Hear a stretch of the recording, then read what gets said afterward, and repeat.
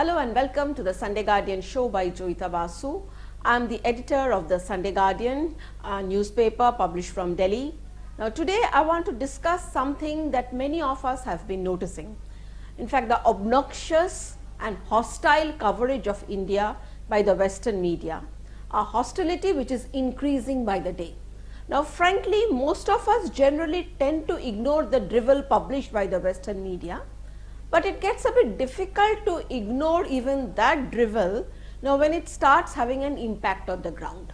Now it's extremely problematic that what starts as a hatred for a party and a government in India gets escalated into hatred for India and then subsequently to being the hatred against the Hindu community. And this sadly has consequences. Now I am talking about the recent Leicester and Birmingham violence in the UK. Now in the UK, a scuffle over a cricket match was deliberately escalated by mischief mongers of the Pakistani variety who used the incident to spread rumours and propaganda. Now as a result, a near riot-like situation was created where mobs gathered to try and attack Hindu neighbourhoods and temples. In other words, the subcontinental India-Pakistan divide has surfaced in the UK.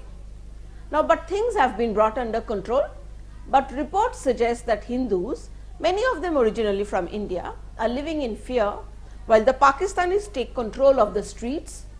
Now, what aggravated my problem is, you see, what aggravated matters was the blatant way the British media took sides.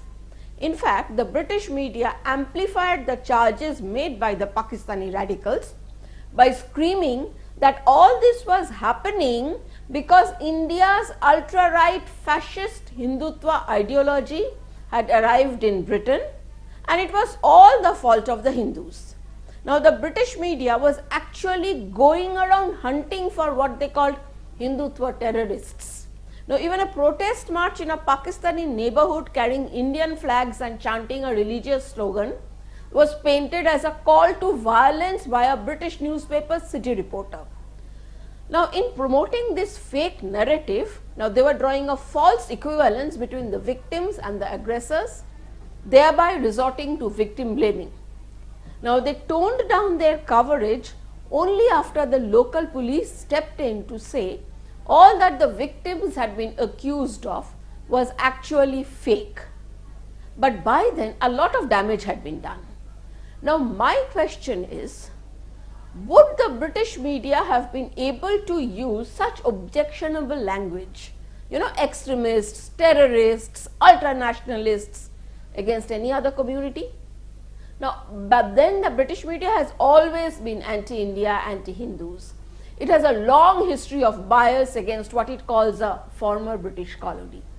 And now, thanks to their hatred for anything remotely right of centre, the narrative spinning against India has reached cacophonous levels. Now primarily because a supposedly right of centre government is in power in India. India, according to the British media, is now a cauldron of communal violence and hatred where the minority community is oppressed and discriminated against. You go to the US media, you go to mainstream European media and it's similar coverage there. I mean, they do not do their own research. And even if they have reporters in India, their correspondents excel in feeding this narrative and they do so by twisting even the simplest possible news.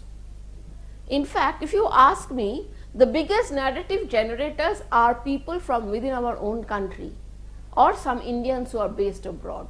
Now these people are becoming increasingly irrelevant in India in the current milieu and seem to believe that they can use the Western media to dent India's image, hurt its progress and trigger a political fallout in this country.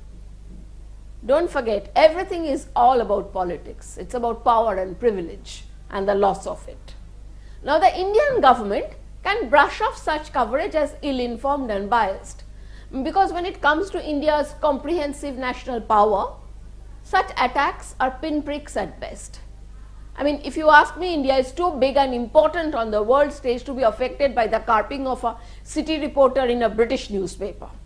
But the problem is this constant demonization is making the common Indian a soft target for aggressors. I mean, not that people need an excuse to be racist or violent, but they get justification for their action in the media coverage. And don't tell me this is not happening.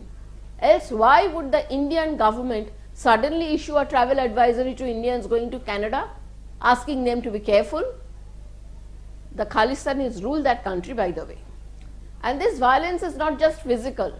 There are cases of Indian Hindu scholars and researchers in the West being tarnished, targeted just because they are sympathetic perhaps to India's ruling government or may hold a different view on Kashmir than the Pakistanis.